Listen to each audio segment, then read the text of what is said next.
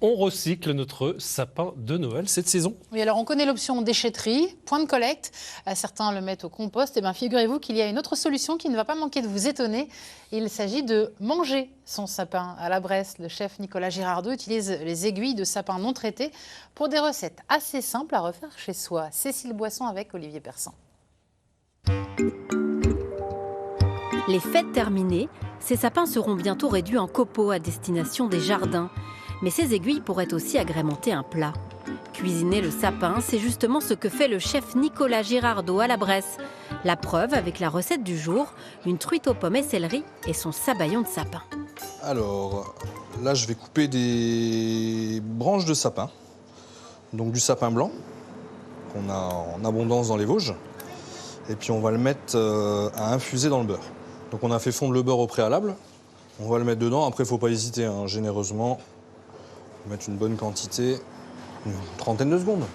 Juste que ça chauffe un peu, que ça titille un peu le sapin, et puis après, on le laisse de côté, et puis 24 heures à peu près. Cette préparation filtrée sera ensuite incorporée à 2 jaunes d'œufs, un peu de vin, du citron et fouettée comme une mayonnaise chaude. Une recette simple parmi d'autres. C'est un ingrédient qui est assez polyvalent. On essaie de l'avoir un peu sur toutes les cartes. Donc on fait de temps en temps, on fait du poisson gravlax.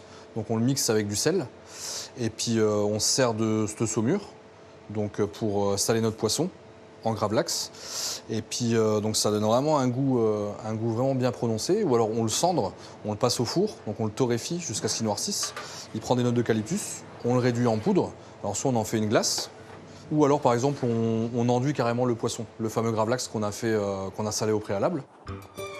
Pour réaliser ces recettes, vous pouvez utiliser les branches de votre sapin de Noël. Mais attention, s'il n'a pas été traité uniquement.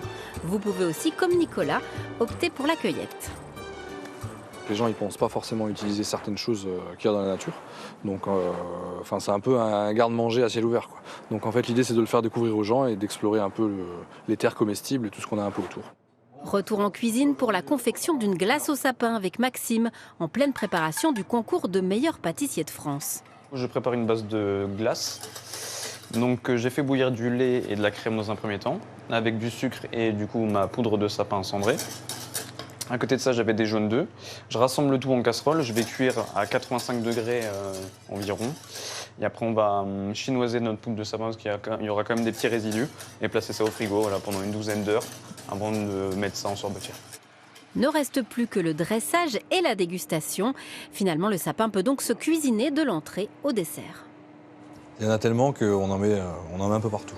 Non, mais après, c'est pour valoriser le territoire. C'est quelque chose d'identitaire dans les Vosges. Donc nous, on le met naturellement en avant, tout simplement. Vous savez désormais comment réutiliser votre sapin et pimenter votre cuisine pour lui donner des accents vosgiens.